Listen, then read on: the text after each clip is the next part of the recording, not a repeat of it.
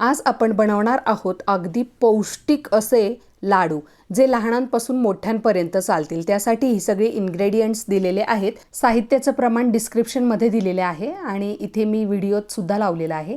तर वाटीचं प्रमाण दिलेलं आहे। काजू आणि बदाम एक एक वाटी घेतलेला आहे आणि ते सुकच भाजून घ्यायचं आहे। भोपळ्याच्या बिया पण इथे एक वाटी घेतलेल्या आहेत।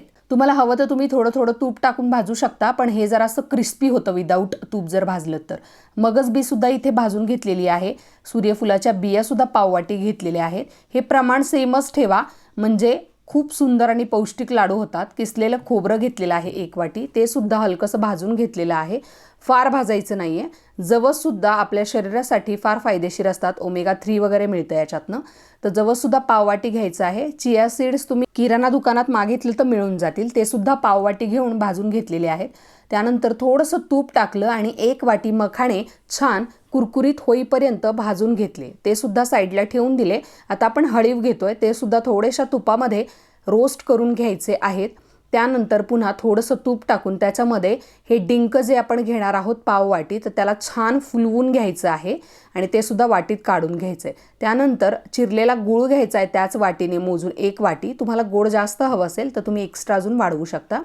आणि ह्या केलेल्या पूडमध्ये हे गूळ सगळं टाकून द्यायचं आहे बारीक केलेला।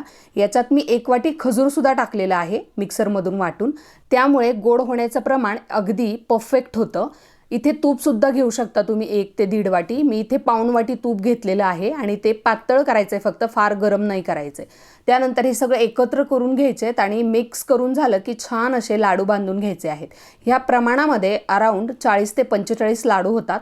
50 सुद्धा होऊ शकतात तुमचे, कारण थोडेसे लाडू मुलींनी केलेत आणि बाकीचे लाडू मी केलेत, त्यामुळे आकार थोडासा वेगवेगळा आहे, म्हणून 40 ते 45 लाडू आरामशीर होतात। रोज हा एक लाडू जर खाल्ला तर दुसरं काहीही प्रोटीन एक्स्ट्रा घेण्याची तुम्हाला गरज नाहीये।